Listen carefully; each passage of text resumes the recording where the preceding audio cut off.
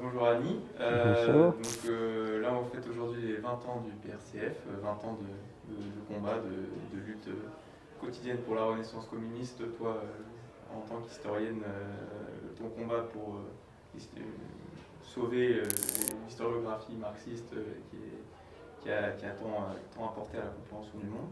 Et du coup, première question, quelles sont un peu tes émotions, comment tu te sens par rapport à cet événement? Qu'est-ce que ça fait voilà, d'être là, présente pour ces 20 ans, 20 ans du PRCF? D'abord, je pense que ça célèbre un moment, je dirais attendu, parce que la dérive du PCF était quand même connue depuis très longtemps, nous était très sensibles. Je crois me rappeler avoir, en 94, en 97, avec Georges, participé à une célébration de Jaurès. On était, je pense que c'était en 94, parce que l'orientation extérieure du PCF était telle que on percevait un abandon total, ou presque total, des traditions anti-impérialistes, qui étaient sans doute une des traditions les plus solides de ce parti issu des 21 conditions, enfin du congrès de 1920.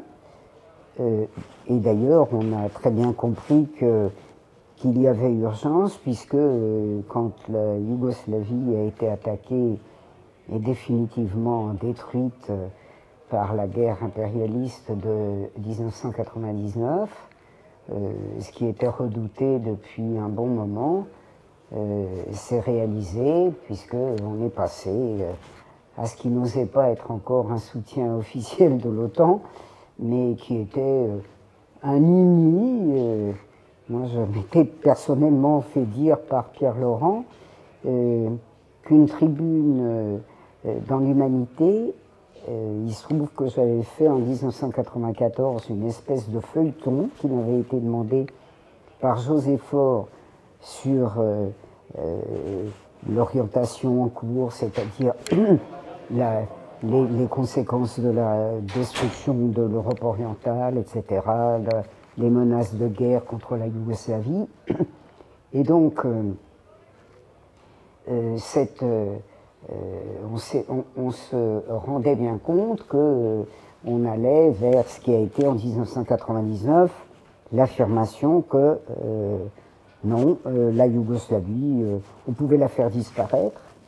Moi, je m'étais fait dire, je pense, dans la même période, par Francette Lazare, que désormais, on était tout à fait ouvert à la destruction des pays d'Europe orientale, en particulier à celle de la Yougoslavie, parce qu'on était partisans de la liberté des peuples à disposer d'eux-mêmes. Alors moi, je suis historienne, et la liberté des peuples à disposer d'eux-mêmes, je sais qu'elle peut couvrir des orientations tout à fait louables et des orientations abominables, puisque c'est sur la base du droit des peuples à disposer d'eux-mêmes que l'Allemagne, puis ouvertement l'Allemagne hitlérienne, a demandé la réunion à l'Allemagne de l'Autriche, qui condamnait à la destruction à peu près toute l'Europe orientale.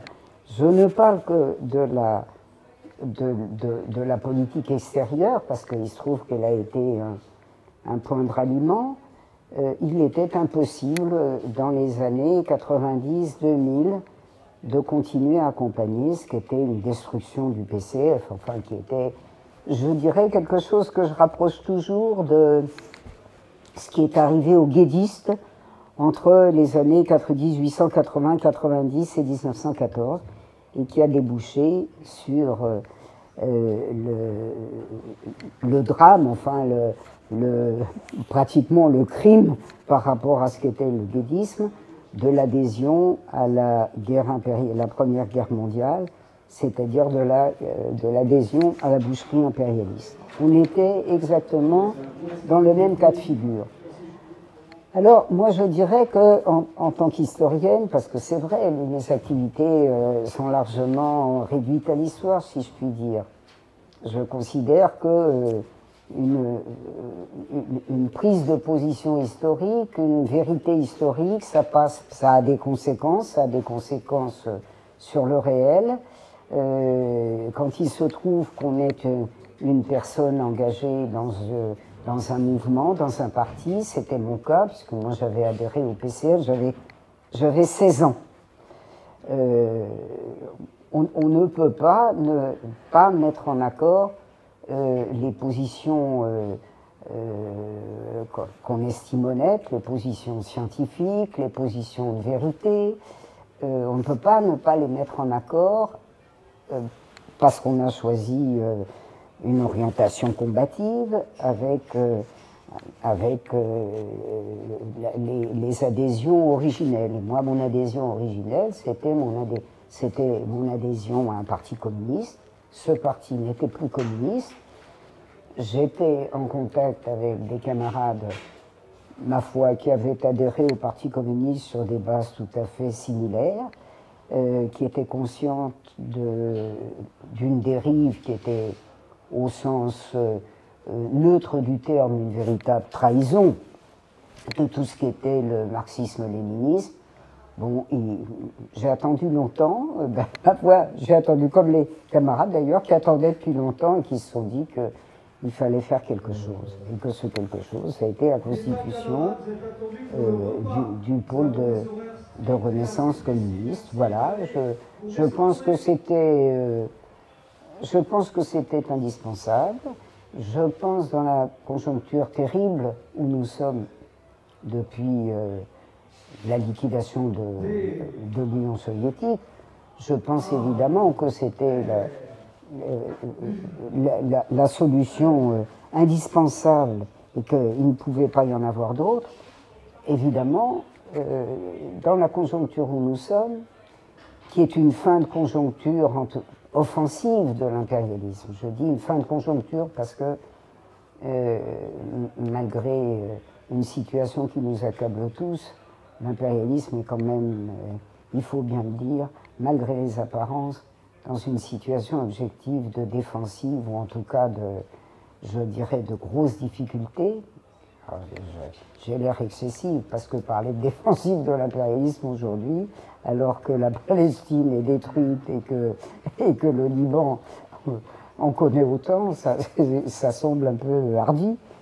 Mais tout ça pour dire que même dans une situation extrêmement difficile et dont on pense ne pas sortir, il est des marches indispensables. Et je pense que la constitution du PRCF était une démarche indispensable, qu'elle conduit à beaucoup de faiblesses, évidemment, parce que le mouvement révolutionnaire est objectivement très faible, il l'a été à d'autres périodes de l'histoire. Que faire d'autre? Et même quand on est dans une grande situation de faiblesse, si on considère que le choix qu'on a fait est le seul possible, ben ma foi, on essaie d'œuvrer, chacun à sa manière, à ce que moi je considère comme la mort inévitable de l'impérialisme, enfin du capitalisme et donc de sa phase actuelle, l'impérialisme, et qu'il est indispensable que on accompagne cette mort de l'impérialisme, voilà, par une action. Il n'a jamais existé de transformation interne, je dirais de transformation par implosion. Toute crise de mode de production est passée par une phase souvent très longue. Hein, la crise du féodalisme a duré 3 siècles, ça fait quand même beaucoup. Est-ce que face à la crise de l'impérialisme, il faut rester inerte à défaut de rejoindre le camp de l'impérialisme? Non.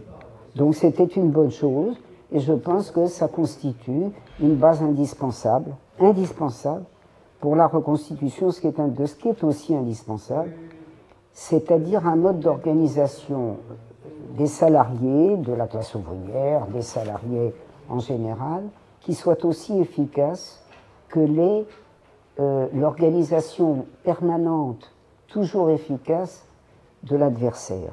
Et cet adversaire ne s'est jamais posé la question de savoir s'il fallait qu'il s'organise. Il s'organise quotidiennement. Ouais, c'est ça. On fête les 20 ans, on célèbre le passé, les camarades, mais on est aussi tourné vers l'avenir. C'est avant tout un combat de reconstruction voilà. qu'on va mener. Est-ce que tu as un dernier mot à faire passer, un hommage pour cette occasion? Non, je suis très fier d'avoir été associé à un mouvement qui n'a pas froid aux yeux face à la vérité historique, évidemment, vu que l'histoire c'est ma vie. Indépendamment évidemment des aspirations que je peux avoir à changer le réel, avoir adhéré à un mouvement courageux qui a été capable d'établir la vérité quand à peu près tous les moyens d'information, pas à peu près d'ailleurs, tous les grands moyens d'information racontaient n'importe quoi, c'est un objet d'assez grande fierté. Merci beaucoup, Annie.